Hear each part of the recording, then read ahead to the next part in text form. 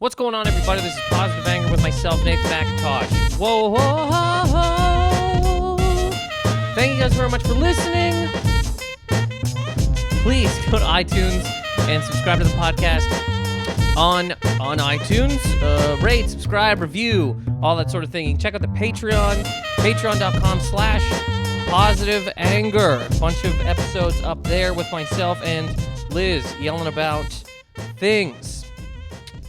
Last episode, got no, debate about, I posted about today, but debate about women, there would be, ridiculous, there'd be more men who were into the idea of dating women who were murderers if more women murdered. Liz is under the impression that men don't want to date murder women because there's not enough murder women, and that women are held back in the climb up the murder ladder. And this all started because in my story I put a poll, would women specifically, would you rather date a 5'2" man who has not murdered or a 6'1" man who has definitely murdered? And that poll was 50-50. And then just for fun at the end, would you rather date a 5'2" man or murder a man because he's 5'2"? 65% of women said, they'd rather murder a 5'2" man than date a 5'2" man. Either way, check out patreon.com/positiveanger, YouTube channel, Positive Anger, trying to put up more videos and stuff on there. And here we are. I am currently in Toronto. I am here to do some shows at the end of the month, which is great because the last time I had shows in August indoors in Connecticut in a place where people don't necessarily believe in masks. Some do, some don't, whatever. And so after this, too, this might be the end because a lot of places aren't doing shows indoors. It's not like I'm in quarantine right now. When you go to Canada, and there's a lot of people, Americans can't go, but when you go to Canada from outside of Canada, you have to quarantine for 2 weeks. And so that is currently what I'm doing. I am back in quarantine. And some people have not left quarantine. There are some people who have been quarantined since March. And to those people, I say, what are you doing? Get out there, suck somebody, get into a store. Staples isn't going to be here when this whole thing is done. Get a printer. Get out there and party. Really mean that. But there's some people that have not kind of left their house since March, which is wild. I'm quarantined right now, doing some shows at the end of the month. Quarantine. This is day 3 of quarantine. Again, we're the re-quarantining. And night 1, 2, I dipped an all-dress chip, which is a kind of chip in Canada. They don't have them in the States. They got other kinds, whatever. All-dressed chip is a beautiful chip. I dipped an all-dressed chip into almond butter, back into quarantine. The re-quarantining, just ridiculous, doing things for no reason. I got some of the Canadian government weed that Justin Trudeau himself personally has to roll and send out. Now, you can get it unrolled. You can just get a bag of weed that, again, Justin Trudeau himself has to weigh, okay, and send away. But I wanted Justin Trudeau, the Prime Minister of Canada, to roll my weed. So I bought the pre-rolled weed, and he rolled it, and I thought, okay, so I'm just going to a couple things before I have some things I want to get into, but I thought for sure that the government of Canada weed would be pretty chill. Canada's chill. I assumed that the weed that came from the government would be chill. It's coming from Parliament Hill. It's rolled by a suit. I just assumed it's going to be, weed. It's going to be something like you might get kind of high, but it's more just like, I don't know. I don't even know I don't know what I thought. I thought it was just going to be a regular type of, less than regular. I thought it was going to be government weed. Like, hey, yeah, we're the government, and this is weed, but it's not weed. It's tobacco. It's extra tobacco. It'll just get you dizzy. I smoked the government rolled by Prime Minister Trudeau weed, and I texted a friend and I said, buddy, I am high as a cocksucker right now. I don't really smoke weed. Literally maybe twice a year. But I figure if I'm back in the re-quarantining, I haven't been in Canada in 1 year, let me get the Justin Trudeau pre-rolled joint weed that he's got to weigh and ship away. And I smoked this and texted a friend that I was high as a I couldn't believe it. I'm like, wow, this is for real. And maybe it's not to people who smoke all the time, but even to somebody who does not, this is much stronger than I thought it was going to be. I thought it was going to just be a regular type of, we're Canada, salute the flag. If you score a hat trick during a Game 7 playoff run, you just, thanks, Dad, and you move on. It's humble and calm, and it's Canada, for God's sake. It's Canada. That weed, I don't even know. I have more, and I'm like, do I even need to, I'm going to smoke it again. I mean, it's weed rolled by the Prime Minister of Canada, for Christ's sake. I'm not a monster, but now I got to be much more, now I know what it is, and now I know that it's strong. Either way, day 3 of quarantine. So, right now, quarantining. Shows at the end of the month. It's going to be good. On the way here, planes have been, from what I've been told, flying in and around the world. Planes are not full. They're not full. They don't have, they're not putting anybody in the middle seats. And they're not fully full planes. I flew Air Canada, which is the opposite of the Canadian weed. Canadian weed, strong, proud. It was way higher than I thought. Air Canada is whatever the opposite of weed is, like a calm, chill experience, fun. Whatever the opposite of the Canadian weed is, that's what Air Canada is. Harsh, sharp, just kick to the bag. No fun. No smiling. The night before, and I just assumed, I booked this flight a while ago. I had to.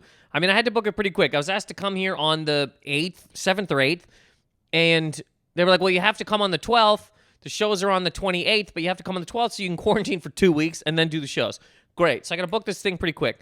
I book the flight, assuming that it's not going to be packed. The night before that I fly, Air Canada, and it's sharp, harsh, unfun, the opposite of getting high. Like one of the scenes from Saw, where somebody's in a room and there's a bucket on their head and a chain wrapped around their neck, and somebody just comes on and is like, if you don't show us your boarding pass 4 times, we'll rip your face right off. And you go, you can't even believe you woke up in this situation.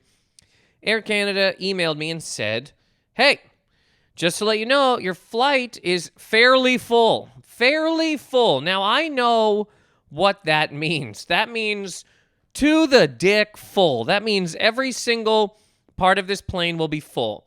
And they said, hey, if you want to get out of it, blah, blah, blah, well, we can't guarantee that it's not going to be full the next time.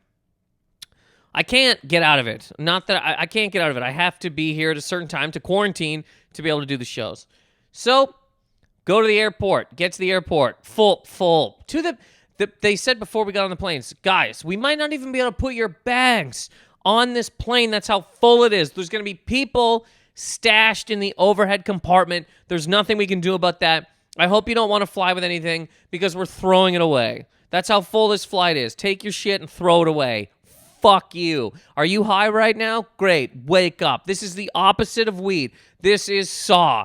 I'm going to chain your leg to a wall. There's going to be a saw just a little bit in front of you. And to get on this plane, you have to reach out and saw through your own bone because we don't have enough room for all of the feet of all of the people that are booked on this flight. Full. So, walking up, and I said to again, I have to go. I guess I don't have to go. I could say, fuck it. But technically I have to go. said to the woman as we're checking in, I said, if I emailed somebody, does anybody care?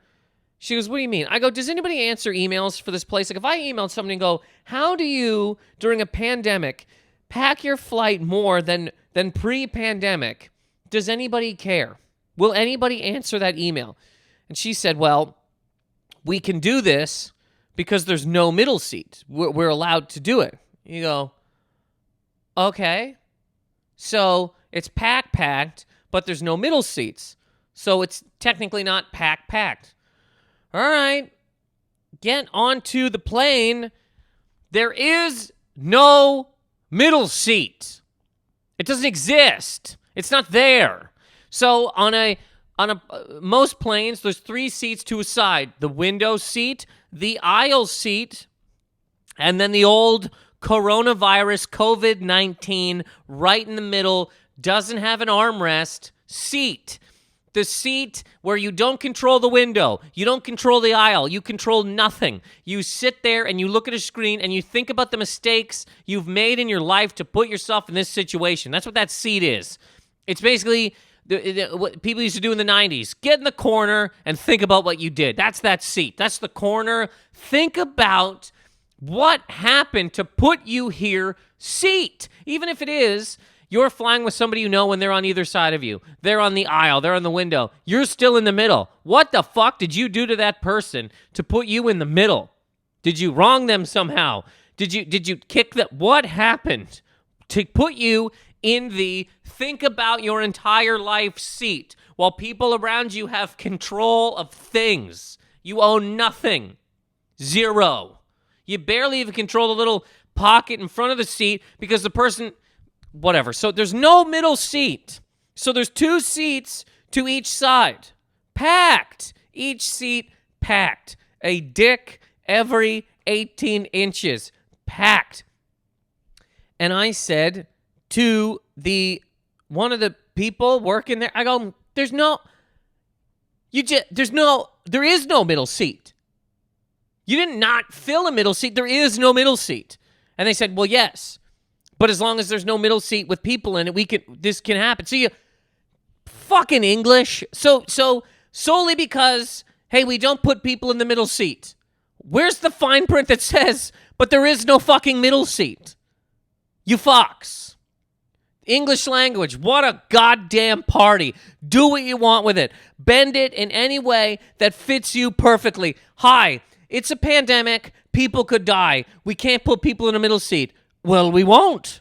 How? We don't have a fucking middle seat. And then a bunch of people in a boardroom laughed and sucked on caviar and then called their kids and told them to go fuck themselves because they just figured out a way to continue to make a ton of money while people get fucking sick.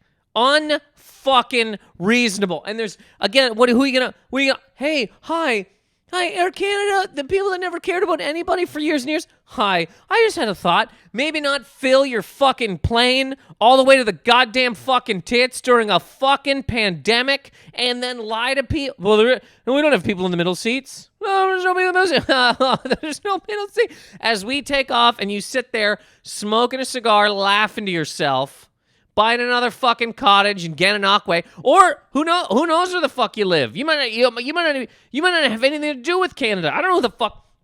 Canada every couple of years sells every single fucking thing Canadian. Tim Hortons has nothing to do with this fucking place anymore. Just for Laughs sold at one point a few years ago 51% to an American company. Who the fuck knows who owns Air Canada? Air Canada by fucking America. Air Canada by goddamn China. I don't know. Who the fuck knows? Either way, no middle seats. You don't have to worry about people sitting in the middle seat because there are no middle seats. You are the middle seat. Here's the middle seat, Corona. Look to your left, there's the virus. Now suck your own dick and shut the fuck up. Unbelievable. Anyways, fine flight. Other than that, I flew here with a friend. Which was a good time. Haven't been on a plane in 6 months. And I mean, up to this point, that's a lot of my life. In and out of airports, on and off of planes, going to different places. So this is the first time I've been able to do that in a long time. And that aspect of it was fun. Oh, I'm in the airport. Oh, I'm going somewhere to do shows. All of these things that I'm used to doing. This is a fun time. But then you're sitting there, and I'm saying to my friend, I go, dude, there's no middle seat. And I'm trying to get other people on board with my insanity. What I'm doing currently is what I was doing on the flight.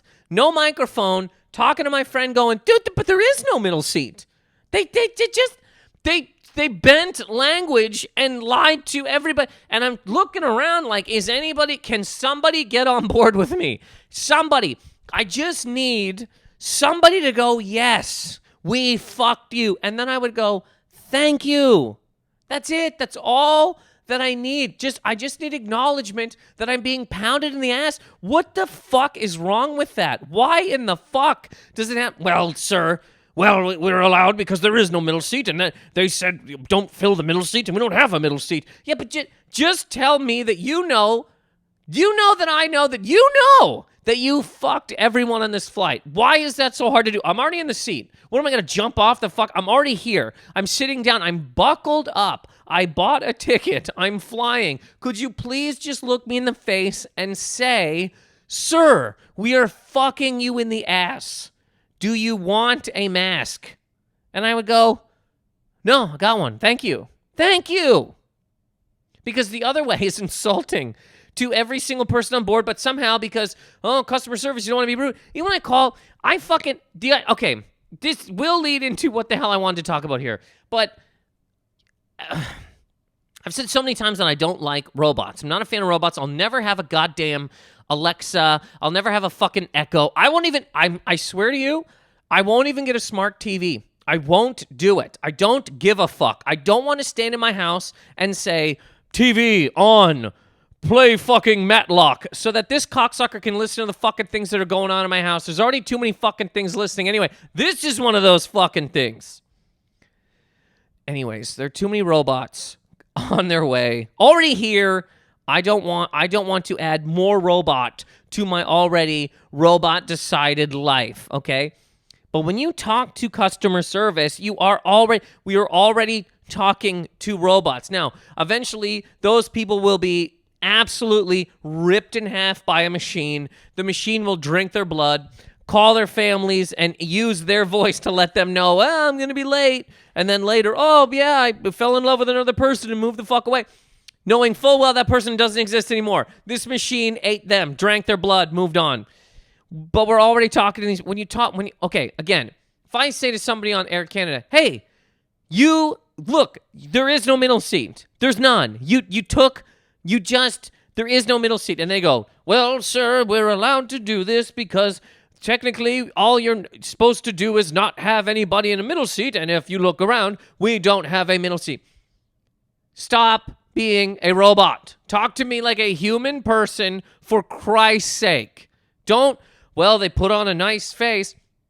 I called to set up I'm a goddamn loser who years ago got a stupid number in the States and then one here in Canada. So when I fly back and forth, and I could change this and I should, but since I'm doing it for so long, I don't even really think about it.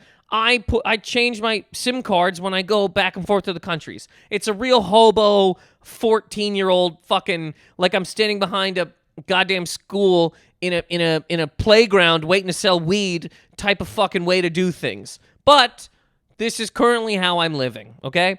So I get off the plane, the no middle seat fucking super plane, and I have to go get a new SIM card because I lost my old number during a goddamn pandemic since I wasn't using it, blah, blah, blah. So I get off the fucking plane. There's a kiosk right there. Buy the goddamn SIM card to get the number. Got a new number. Cool. I have to call about something at some point in time. I call, hi, welcome to fucking, how can I help? Hey, all I need is, can you tell, this is what it was. I was ordering fucking, okay, this all will lead into what the hell I wanted to talk about. I'm ordering, because I'm in quarantine. I can't go anywhere. Can't go into a store, can't do anything.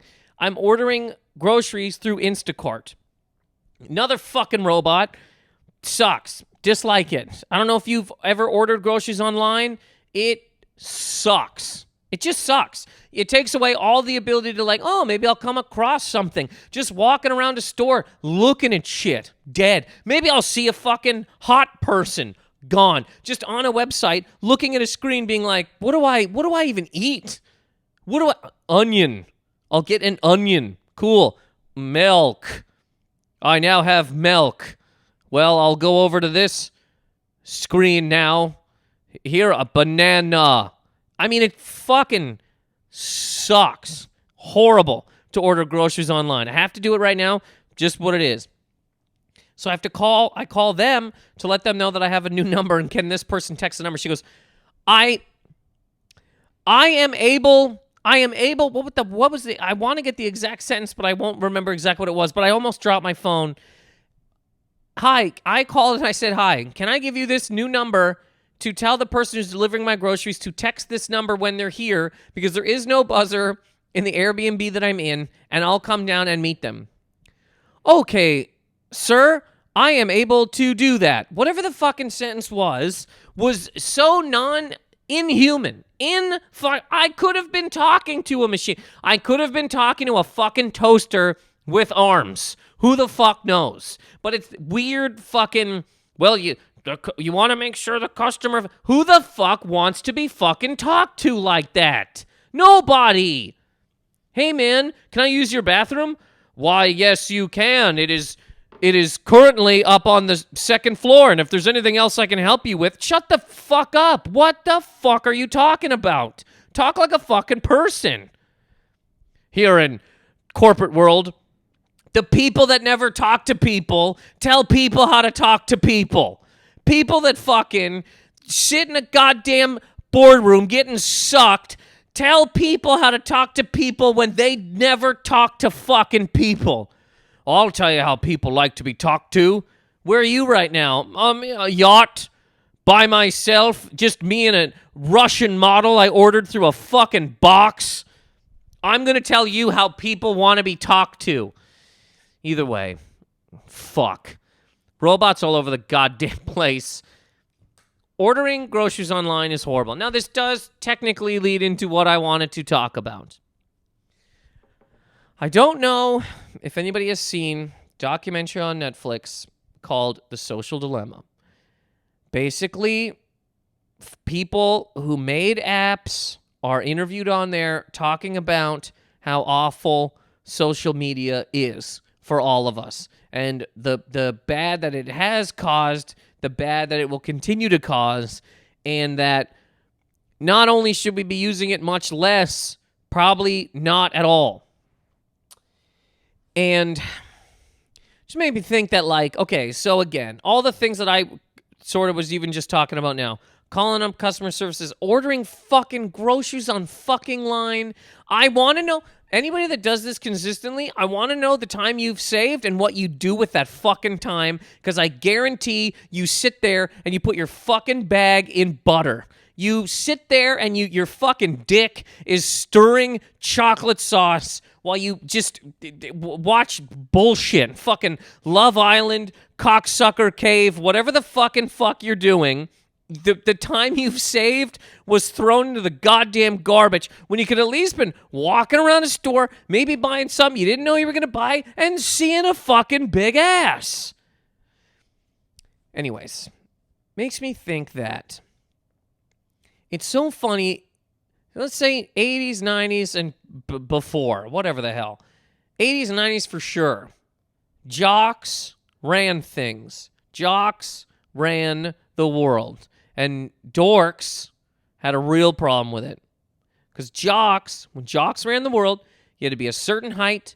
You had to fuck. You had to be fucking. If you weren't fucking, you're a loser. So you had to be fucking.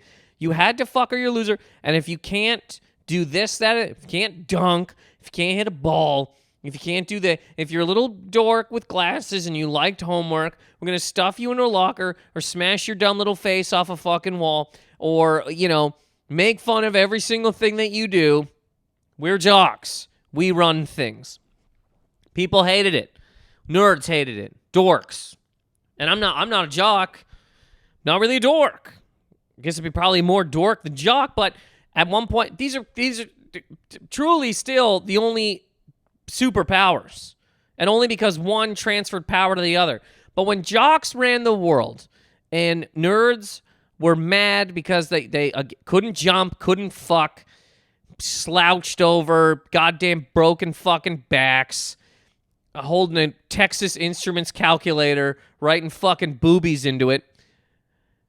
Dorks, mad that they couldn't do what jocks were doing, and jocks were the ones roaming the earth, running it all, pretending to fuck every fucking cheerleader, probably doing it, but also, maybe beat off their goddamn friend on a team, but it wasn't gay because they're both fucking whatever the hell, okay? When these people ran shit, nerds were pissed, okay? But when jocks ran the world, when jocks were in control, you solely just got made fun of if you were not fucking, if you weren't good at fucking sports or whatever, or maybe you're just made fun of because you allowed people to make fun of you, okay? I mean, honestly, maybe you were beat up because some psycho couldn't control their fucking football rage. Now that has shifted, jocks no longer run this world, okay? The power has gone to the nerds, the dorks, and now that dorks run the world, okay? Not only, so when jocks ran the world, you had to be sort of, I mean, you didn't have to be, but people were in fear of jocks, right? When jocks were around, certain people were like, oh, fuck, they're going to make fun of me for this, they're going to say this, and they might very well have. Now that dorks run the world, we're all, every time you go on your fucking phone, you can find a reason to fucking hate yourself.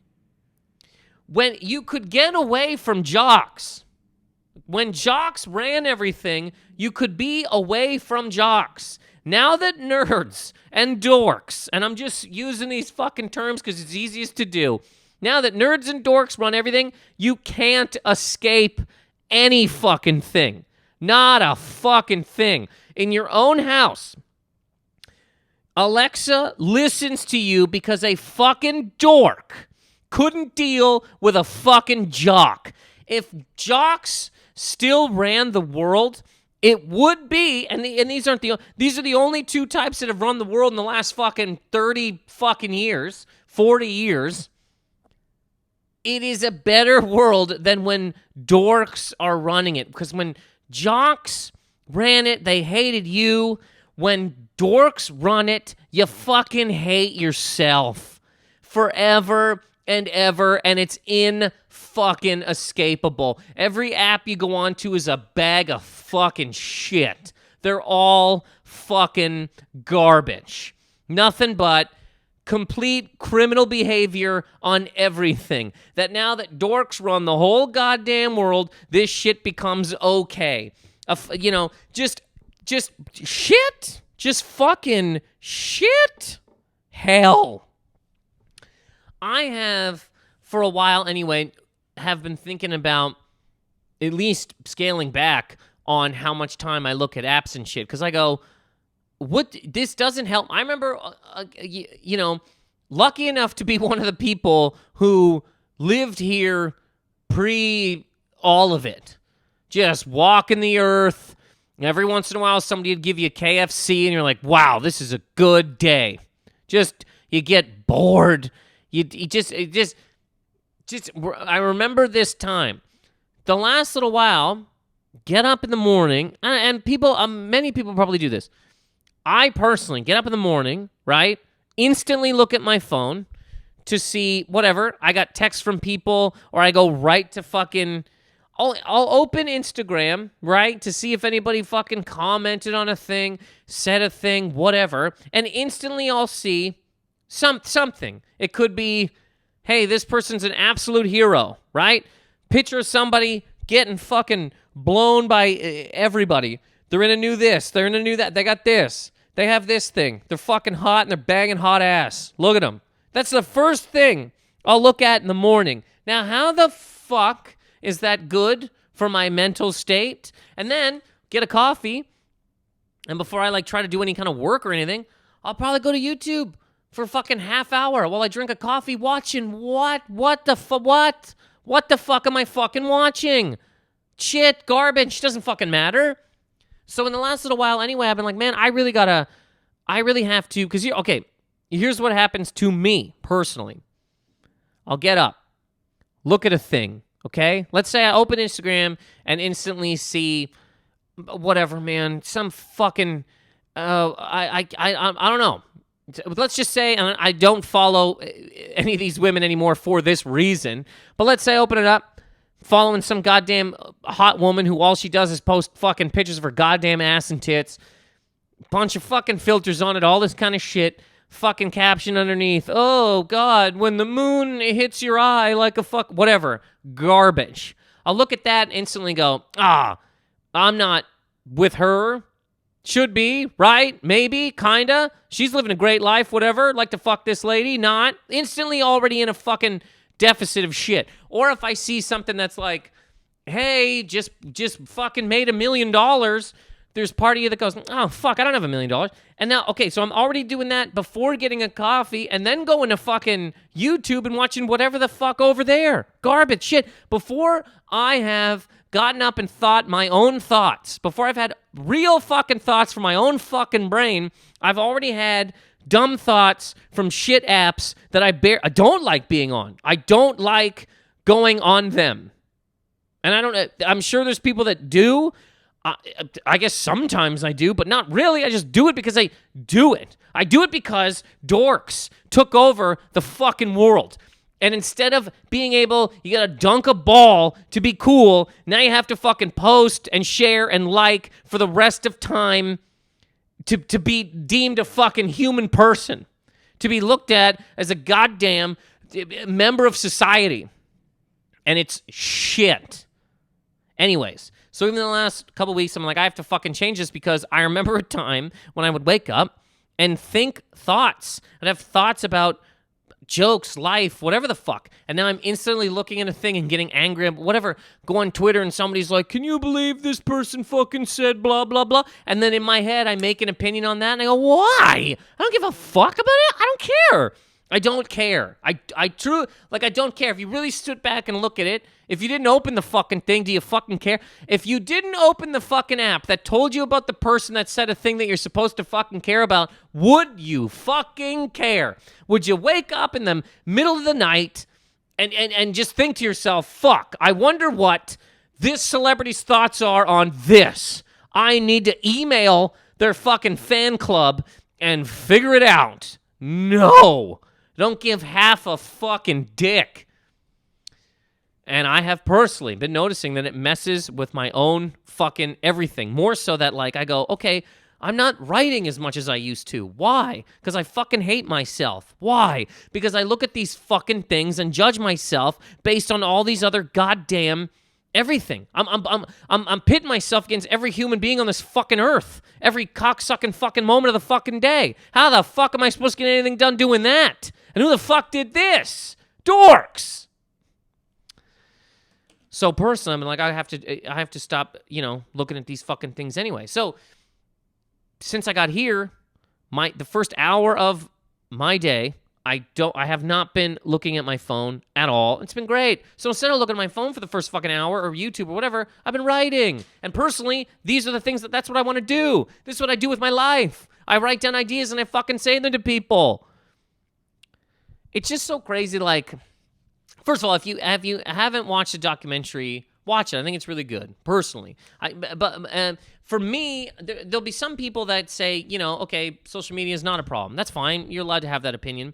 For me, when I watch this, and to see that the levels that, and you already kind of know these things anyway, but to see the levels that companies go to fuck us over, that's the part that bothers me. It's not necessarily that I go on there and judge myself based on a thing and then hate myself. That sucks, but that's a different type of thing. When a fucking, it's no different to me than when, if anybody was going to say that, like, fast food is good for you.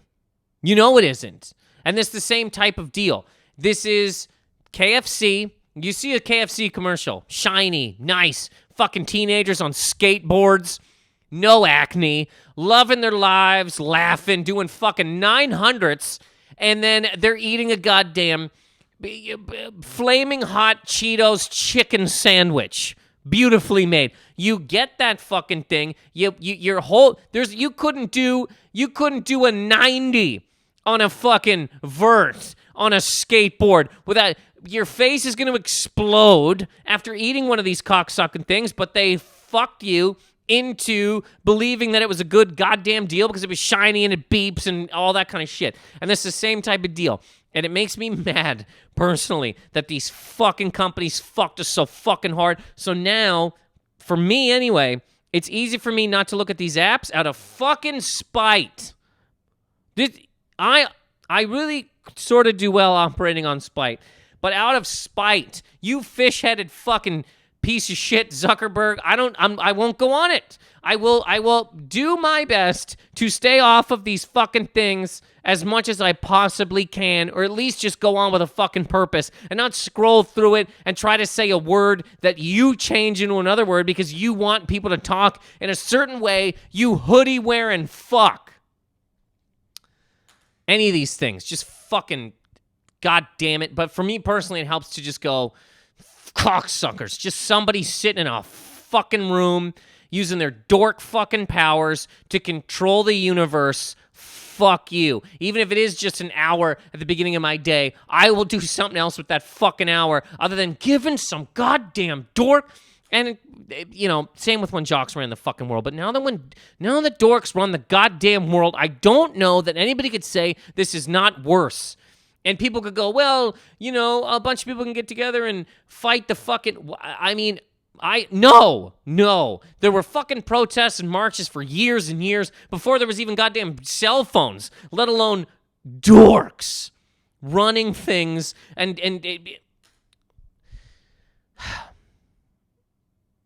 Me and Liz used to laugh about this all the time because the only reason I ever got a smartphone personally was when I first moved to New York. I wanted the maps because I'm like, I'm going to get fucking lost in this city. That's the only reason. Before that, I had a flip phone. When I was living in Toronto, people made fun of me all the time. They were like, man, you can't even use both of your thumbs to text. You're on T9. I don't give a fuck. I'm sending texts. I'm fine with this. And I will use my computer to do other things. I don't want my phone to do everything. I had an iPod up until it fucking blew up because I didn't want to put songs on my phone, have apps on my phone, and now my phone is every single thing. I don't want that. That's why I didn't want Venmo. That's why I don't really do any kind of banking through my phone. And I understand that on a computer is everything, but it's like, so what the fuck is my computer for then? Literally just porn that I don't even really, I try hard not to fucking watch as well because that's another thing that melts your fucking brain. Anyways, we used to laugh about this because when it first started to become like a big deal, when every single person started getting a smartphone, we look around and you just go, look at this. There's people in a bar not talking to each other at all, just scrolling through shit, and we would laugh and make fun of these people because we're like, that's disgusting. It's just a shit way to live. When friends used to come to my house, I would say to them, because they'd instantly walk in the door, sit in my couch, just start looking at their phone. I'd be like, are we hanging out or are we not hanging out? What the fuck are we doing? They're like, oh, I'm just looking at this fucking, and then you look at it and it's a goddamn, whatever, man, a cat riding a football or a fucking bike singing a song, all just garbage bullshit. And I tried hard to fight it in the small ways that I could. Then one day, though, you just wake up and you go, oh yeah, I'm exactly that person that I didn't want to fucking be because this stuff took over so goddamn much that now this is what I do. Wake up in the morning, look at Instagram right away and hate myself for even half of a second. If in the first minute of my day I'm hating myself based on an outside thing, I don't want to do that. There's many reasons I can find to hate myself. Many. I think we can everybody on this earth has many reasons they can fucking hate themselves. Without scrolling onto a dork's fucking dream. Oh, look at this. God, great. I get to see every human being on this earth and how good they're doing and how hot they are and how, this helps me out. This is why I guarantee you pioneers were so much happier than all of us. Fucking pioneer would have to walk 6 miles to see if his neighbor's wife was hotter than his. And by the time he got there, he was just happy that he didn't die of fucking dysentery or that his ox didn't fucking pass out from sunstroke, or that his fucking plow worked. Give a shit. I walked 60 blocks. Wow. You have knives and I don't? I don't give a fuck. Who gives a fuck? I almost died. 60 blocks. I meant to say 60 miles. I think people understood that. But, oh, wow. He has pants with more tweed? Tweedier pants? This is a fuck. I didn't die today. Anyways, I think it's a good documentary. I think it's worth watching.